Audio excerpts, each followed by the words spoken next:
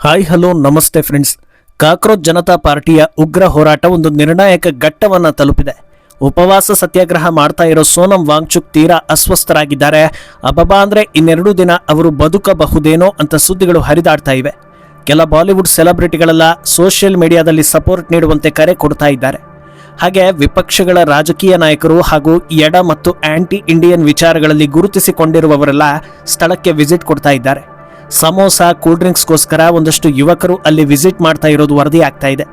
ಆದರೆ ಸಾರ್ವಜನಿಕರು ಮಾತ್ರ ಆ ಕಡೆಗೆ ಹೋಗ್ತಾ ಇಲ್ಲ, ಜಿರಳೆಗಳನ್ನು ಸೀರಿಯಸ್ ಆಗಿ ತೆಗೆದುಕೊಳ್ತಾ ಇಲ್ಲ. ಇದಕ್ಕೆ ಸಾಕಷ್ಟು ಕಾರಣಗಳಿವೆ. ಈಗ ಈ ಹೋರಾಟಕ್ಕೆ ಚೀನಾ ಲಿಂಕ್ ಇರೋದು ಕೂಡ ವರದಿ ಆಗ್ತಾ ಇದೆ. ಹಾಗಿದ್ರೆ ಸಾರ್ವಜನಿಕರು ಯಾಕೆ ಬೆಂಬಲವನ್ನ ಕೊಡ್ತಾ ಇಲ್ಲ ಅನ್ನೋದಕ್ಕೆ ಕಾರಣಗಳನ್ನ ಡೀಟೇಲ್ ಆಗಿ ವಿವರಿಸ್ತಾ ಹೋಗ್ತೀನಿ. ನೀವು ಮಿನಿಟ್ ಮೇಡ್ ಚಾನಲ್ ಅನ್ನ ಫಾಲೋ ಮಾಡಿ ಸಬ್ಸ್ಕ್ರೈಬ್ ಮಾಡ್ಕೊಳ್ಳಿ. ಹೋರಾಟದ ಮೂಲಕ ಕ್ರಾಂತಿ ಇದು ಭಾರತದ ರಾಜಕೀಯ ಅಥವಾ ಸ್ವಾತಂತ್ರ್ಯ ಇತಿಹಾಸದಲ್ಲಿ ಕಾಯಂ ಸ್ಥಾನ ಪಡೆದಿರೋ ಪ್ರಕ್ರಿಯೆ. ದೇಶ ಸರಿಯಾಗಿ ನಡೀತಾ ಇಲ್ಲ, ದೇಶವನ್ನ ಆಳ್ತಾ ಇರುವವರು ಹಾದಿ ತಪ್ಪಿದ್ದಾರೆ, ಇಂತಿಂಥ ವಿಷಯಗಳಲ್ಲಿ ಜನರಿಗೆ ಅನ್ಯಾಯ ಆಗಿದೆ, ಇದೆಲ್ಲವನ್ನ ಸರಿಪಡಿಸಬೇಕು ಅಂತ ಯಾರಾದರೂ ಧರಣಿ ಕೂತ್ರೆ ನಿಜಕ್ಕೂ ಅದು ಸಣ್ಣ ಪುಟ್ಟ ವಿಚಾರ ಅಲ್ವೇ ಅಲ್ಲ. ಪ್ರಪಂಚದಲ್ಲೇ ಅತ್ಯಂತ ದೊಡ್ಡ ಪ್ರಜಾಪ್ರಭುತ್ವ ದೇಶವಾದ ಭಾರತದಲ್ಲಿ ಈ ರೀತಿ ಸದುದ್ದೇಶ ಕೂಡಿದ ಹೋರಾಟಗಳಿಗೆ ದೊಡ್ಡ ಮಟ್ಟದಲ್ಲಿ ಬೆಲೆ ಇದೆ. ಆದರೆ ಹೋರಾಟದ ಮೂಲ ಉದ್ದೇಶದಲ್ಲೇ ಕ್ಲಾರಿಟಿ ಇಲ್ಲ, ಹೋರಾಟ ಮಾಡ್ತಾ ಇರುವವರ ಹಿನ್ನೆಲೆ ಸರಿ ಇಲ್ಲ, ಹೋರಾಟಕ್ಕೆ ಬೆಂಬಲ ಕೊಡ್ತಾ ಇರುವವರು ಈ ಹಿಂದೆ ಬೇರೆ ಬೇರೆ ವಿಚಾರಗಳಲ್ಲಿ ಗುರುತಿಸಿಕೊಂಡಿದ್ರು ಅನ್ನೋದು ಜನರಿಗೆ ಗೊತ್ತಾಯಿತು ಅಂದರೆ ಅದು ಹೇಗೆ ತಾನೇ ಜನರು ಬೆಂಬಲವನ್ನು ಕೊಡ್ತಾರೆ? ಈಗ CJP ವಿಚಾರದಲ್ಲೂ ಕೂಡ ಅದೇ ಆಗ್ತಾ ಇರೋದು. ಸದ್ಯ ಸೋನಂ ವಾಂಗ್ಚುಕ್ ಹೈಲೈಟ್ ಆಗ್ತಾ ಇರೋದ್ರಿಂದ ಅವರ ವಿಚಾರದಿಂದಲೇ ನೋಡ್ತಾ ಹೋಗೋಣ. ಸೋನಂ ವಾಂಗ್ಚುಕ್ ಉಪವಾಸ ಸತ್ಯಾಗ್ರಹ ಅಂದಾಗಲೇ ಜನರಿಗೆ ಈ ಹೋರಾಟದ ಬಗ್ಗೆ ಇಂಟ್ರೆಸ್ಟ್ ಕಮ್ಮಿ ಆಗಿರುತ್ತೆ. ಯಾಕಂದ್ರೆ ಲಡಾಖ್ನಲ್ಲಿ ಲಡಾಯಿ ಮಾಡಿ ಸಾವು ನೋವುಗಳಿಗೆ ಕಾರಣವಾಗಿ ನ್ಯಾಷನಲ್ ಸೆಕ್ಯೂರಿಟಿಗೆ ಸವಾಲ್ ಹಾಕಿ ಚೀನಾ ಹಾಗೂ ಪಾಕಿಸ್ತಾನ ಗಡಿಯಲ್ಲಿ ಯುವಕರನ್ನ ಪ್ರಚೋದಿಸಿ ಗಲಭೆ ಎಬ್ಬಿಸೋದಕ್ಕೆ ನೋಡಿ NSA ಅಡಿಯಲ್ಲಿ ಬಂಧನಕ್ಕೊಳಗಾಗಿದ್ದ ವ್ಯಕ್ತಿ. ಇಂಥವರು CJP ಹೋರಾಟಕ್ಕೆ ಕೈಜೋಡಿಸ್ತಾರೆ ಅಂದ್ರೆ ಉದ್ದೇಶ ಸರಿ ಇಲ್ಲ ಅನ್ನೋದು ಸಾಮಾನ್ಯ ಜ್ಞಾನ ಇರುವವರಿಗೂ ಅರ್ಥವಾಗಿತ್ತು. ಈಗ ಬರೋಬ್ಬರಿ 18 ದಿನಗಳ ಕಾಲ ಉಪವಾಸ ಮಾಡಿದ್ದಾರೆ, 8.5 kg ತೂಕ ಕಮ್ಮಿ ಆಗಿದೆ, ಇನ್ನೆರಡೇ ದಿನ ಉಳಿಯೋದು ಅಂತ ಹೇಳ್ತಾ ಇದ್ದಾರೆ. ಪ್ರಾಕ್ಟಿಕಲ್ ಆಗಿ ಯೋಚಿಸಿ ನೋಡೋದಾದ್ರೆ ಇಷ್ಟು ದಿನ ಒಬ್ಬ ಊಟ ಬಿಟ್ರೆ ಇಷ್ಟೊತ್ತಿಗಾಗಲೇ ಅಸ್ವಸ್ಥ ಆಗಿರ್ಬೇಕಿತ್ತು. ಆದರೆ ಸೋನಂ ನಡೆಯಲ್ಲಿ ಅದ್ಯಾವುದು ಜನರಿಗೆ ಕಾಣಿಸ್ತಾ ಇಲ್ಲ. ಆದ್ರಿಂದ ಇದು ಜನರಿಗೆ ಸಹಜ ಹೋರಾಟ ಅಲ್ಲ ಅಂತ ಅನ್ನಿಸೋದಕ್ಕೆ ಶುರುವಾಗಿದೆ. ಏನೋ ಈ ಹೋರಾಟದಲ್ಲಿ ಭಾಗಿಯಾಗಿರೋ ಜಿರಳೆಗಳು ಹಾಗೂ ಜಿರಳೆ ಪಕ್ಷದ ಸಂಸ್ಥಾಪಕರು ವಕ್ತಾರರ ನಡೆ ಉದ್ದೇಶ ಒಳ್ಳೇದಿದೆ, ಜನಗಳಿಗೋಸ್ಕರ ಹೋರಾಟ ಅನ್ನೋ ಹಾಗಿದ್ದಿದ್ರೆ ಸೋನಂ ಜೊತೆಗೆ ಅಭಿಜಿತ್ ದೀಪ್ಗೆ ಸೇರಿ ಒಂದಷ್ಟು ಪ್ರಮುಖರು ಕೂಡ ಉಪವಾಸಕ್ಕೆ ಕೂರಬಹುದಿತ್ತು. ಖುದ್ದು ಸೋನಂ ವಾಂಗ್ಚುಕ್ ಕೂಡ ಬಾಯಿ ಬಿಟ್ಟು ಇದನ್ನ ಹೇಳ್ಕೊಂಡಿದ್ರು. ಆದರೆ ಅಭಿಜಿತ್ ಮಾತ್ರ ನಾನು ಉಪವಾಸ ಮಾಡೋದಿಲ್ಲ, ನಾನು ಉಪವಾಸ ಕೂತರೆ ಕ್ರೌಡ್ ಕಂಟ್ರೋಲ್ ಮಾಡೋದಕ್ಕೆ ಆಗುದಿಲ್ಲ ಅಂತ ಹೇಳ್ತಾ ಇದ್ದಾನೆ. ಮೊದಲನೆಯದಾಗಿ ಅಲ್ಲಿ 100 ಜನ ಕೂಡ ಸೇರಿಲ್ಲ. ಮಳೆ ಬಂದರಂತೂ 10ಕ್ಕಿಂತ ಹೆಚ್ಚು ಜನರು ಅಲ್ಲಿ ಸೇರೋದಿಲ್ಲ ಅನ್ನೋದಕ್ಕೆ ವಿಡಿಯೋ ಸಾಕ್ಷಿಗಳಿವೆ. ಉಳಿದ ಜಿರಳೆಗಳು ಸಮೋಸಾ ಕೂಲ್ ಡ್ರಿಂಕ್ಸ್ ತಿಂದು ಆರಾಮಾಗಿ ಕಾಲ ಕಳೀತಾ ಇದ್ದಾರೆ. ಇದೆಲ್ಲದರ ವಿಡಿಯೋ ದಿನ ಬೆಳಗಾದ್ರೆ ಸೋಷಿಯಲ್ ಮೀಡಿಯಾದಲ್ಲಿ ಹರಿದಾಡ್ತಾ ಇದೆ. ಹೀಗಿರುವಾಗ ಈ ಹೋರಾಟವನ್ನ ಭಾರತೀಯರು ಹೇಗೆ ತಾನೇ ಸೀರಿಯಸ್ ಆಗಿ ತೆಗೆದುಕೊಳ್ಳೋದಕ್ಕೆ ಸಾಧ್ಯ ಅನ್ನೋದು ಜನರಿಗೆ, ಅದರಲ್ಲೂ ಪ್ರಮುಖವಾಗಿ ವಿದ್ಯಾಭ್ಯಾಸದ ಕಡೆಗೆ ಗಮನ ಹರಿಸಿರೋ ಜನ್ಸಿಗಳಿಗೆ ಅರ್ಥವಾಗದ ವಿಚಾರವಾಗಿ ಉಳ್ಕೊಂಡಿದೆ. ಇನ್ನು ಜಂತರ್ ಮಂತರ್ಗೆ ವಿಸಿಟ್ ಮಾಡ್ತಾ ಇರೋ ರಾಜಕೀಯ ನಾಯಕರು ಹಲವು ಸಂದರ್ಶನಗಳಲ್ಲಿ ಅಭಿಜಿತ್ ಹೇಳೋದು ಇದು ವಿದ್ಯಾರ್ಥಿಗಳಿಗಾಗಿ ಮಾಡ್ತಾ ಇರೋ ಹೋರಾಟ, ಇದನ್ನ ರಾಜಕೀಯ ಮಾಡಬೇಡಿ, ರಾಜಕೀಯ ಮಾಡೋದ್ರಿಂದ ನಮ್ಮ ಉದ್ದೇಶವೇ ಹಾಳಾಗಿ ಹೋಗುತ್ತೆ ಅಂತ.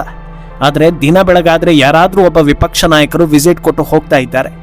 TMCಯ ಮಹುವಾ ಮೈತ್ರಾ ಬಂದ್ರು, ಯೋಗೇಂದ್ರ ಯಾದವ್, ಆಮ್ ಆದ್ಮಿ ನಾಯಕರು, ಪ್ರಮುಖವಾಗಿ ಎಡ ಪಕ್ಷಗಳಲ್ಲಿ ಗುರುತಿಸಿಕೊಂಡಿರುವವರು, ಆಂಟಿ ಹಿಂದೂಗಳು, ಆಂಟಿ ಇಂಡಿಯನ್ಸ್ ರೀತಿ ಸುದ್ದಿ ಮಾಡಿದವರು ಎಲ್ಲರೂ ಕೂಡ ವಿಸಿಟ್ ಕೊಡ್ತಾ ಇರುವಾಗ ಇದು ರಾಜಕೀಯ ಅಲ್ಲದೆ ಇನ್ನೇನು ಅನ್ನೋದು ಜನರ ಪ್ರಶ್ನೆ. ಜಿರಳೆಗಳ ಹೋರಾಟದಲ್ಲಿ ಇಂಡಿ ಒಕ್ಕೂಟದ ನೆರಳು ದಟ್ಟವಾಗಿ ಕಾಣಿಸ್ತಾ ಇರೋದ್ರಿಂದ ಜನರಿಗೆ ಇದರಲ್ಲಿ ಸತ್ವ ಇದೆ ಅನ್ನೋ ಫೀಲ್ ಕೂಡ ಬರ್ತಾ ಇಲ್ಲ. ಅದರಲ್ಲೂ ಪ್ರಕಾಶ್ ರಾಜ್ರಂತ ವ್ಯಕ್ತಿಗಳು ಬೆಂಬಲ ಕೊಡ್ತಾ ಇದ್ದಾರೆ ಅಂದ್ರೆ ಭಾರತೀಯರಿಗೆ ಇದು ಕನ್ಫರ್ಮ್ ನಾವು ಬೆಂಬಲಿಸೋ ಹೋರಾಟ ಅಲ್ವೇ ಅಲ್ಲ ಅನ್ನೋ ಮನೋಭಾವ ಬರ್ತಾ ಇದೆ ಅಂತ ಜನರೇ ಹೇಳ್ತಾ ಇದ್ದಾರೆ. ಇನ್ನು ಬದಲಾದ ಹೋರಾಟದ ಉದ್ದೇಶ, ನೀಟ್ ಪರೀಕ್ಷೆಯಲ್ಲಿ ಹಗರಣ ಆಗಿದೆ, ವಿದ್ಯಾರ್ಥಿಗಳಿಗೆ ಮೋಸ ಆಗಿದೆ, ನ್ಯಾಯಕ್ಕಾಗಿ ಫಾರಿನಿಂದ ಬರ್ತಾ ಇದ್ದೀನಿ ಅಂತ ಜಿರಳೆ ಒಕ್ಕೂಟ ಕಟ್ಟಿದ ಪ್ರಮುಖ ಜಿರಳೆ ಬಿಲ್ಡಪ್ ತಗೊಂಡು ಬಂದ್ರು.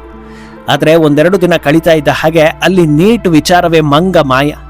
ಹೋರಾಟಕ್ಕೆ ಬಂದವರ ಪೈಕಿ ಆಜಾದಿ ಅನ್ನೋ ಸೌಂಡ್ ಬಂತು. ಇದು ಭಾರತದಿಂದ ಕಾಶ್ಮೀರವನ್ನ ಪ್ರತ್ಯೇಕಗೊಳಿಸುವ ಸಮಾಜಘಾತುಕರ ಕೂಗು ಅನ್ನೋದು ಜನರಿಗೆ ಅರ್ಥವಾಗಿ ಬಿಡ್ತು. ಇನ್ನೊಂದು ಕಡೆ ದೆಹಲಿ ಗಲಭೆಗೆ ಪ್ಲಾನ್ ಮಾಡಿ ನೂರಾರು ಅಮಾಯಕರ ಕಗ್ಗೊಲೆಗೆ ಕಾರಣ ಆರೋಪದಲ್ಲಿ ಜೈಲು ಸೇರಿರೋ ಉಮರ್ ಖಾಲಿದ್ ರಿಲೀಸ್ ಆಗಬೇಕು ಅಂತ ಘೋಷಣೆ ಕೂಗಿದ್ರೆ ಜನರು ಏನಂದ್ಕೊಳ್ತಾರೆ ಹೇಳಿ? ಮನೆಯ ಬಚ್ಚಲು ಸಂಧಿ ಒಂದು ಜಿರಳೆ ಕಂಡ್ರೇನೆ ನಮ್ಮ ಹೆಣ್ಣು ಮಕ್ಕಳು ಹೆದರಿ ಬಿಡ್ತಾರೆ. ಅಂಥದ್ರಲ್ಲಿ ಈ ಜಿರಳೆಗಳು ಉಗ್ರರಂತೆ ಇರುವವರಿಗೆಲ್ಲ ಬೆಂಬಲ ಕೊಟ್ಟರೆ ಯಾವ ರೀತಿ ಭಯ ಆಗುತ್ತೆ ಅನ್ನೋದನ್ನ ಜನರೇ ಪ್ರಶ್ನೆ ಮಾಡ್ತಾ ಇದ್ದಾರೆ. ಇನ್ನೊಂದು ಕಾರಣ ಜಿರಳೆಗಳ ವಿಷನ್ ಏನು ಅನ್ನೋದು ಜನರಿಗೆ ಅರ್ಥವಾಗದೇ ಇರೋದು.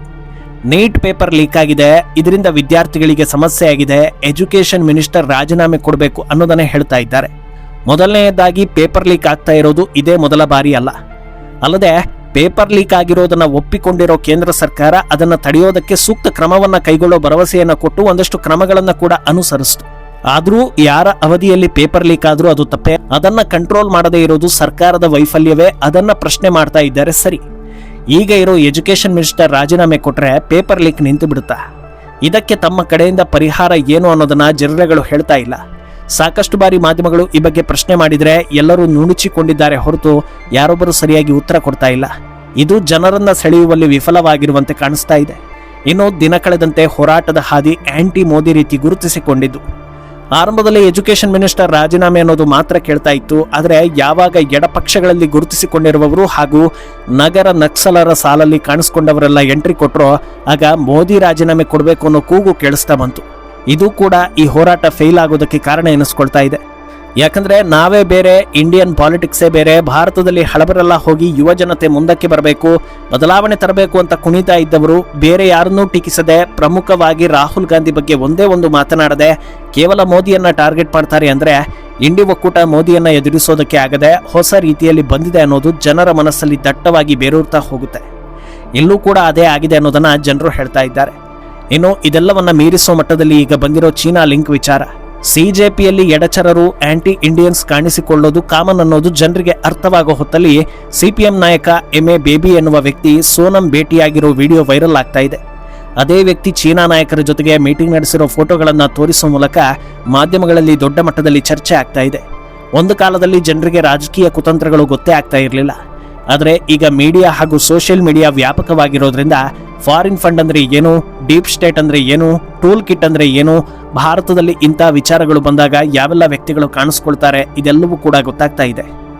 ಈಗ ಚೀನಾ ಕಡೆಯಿಂದ ಫಂಡಿಂಗ್ ಮಾಡಿ ಈ ಹೋರಾಟವನ್ನು ನಡೆಸ್ತಾ ಇದ್ದಾರಾ ಅನ್ನೋ ಅನುಮಾನ ಜನಸಾಮಾನ್ಯರಿಗೆ ಬರುವಂತಾಗಿದೆ.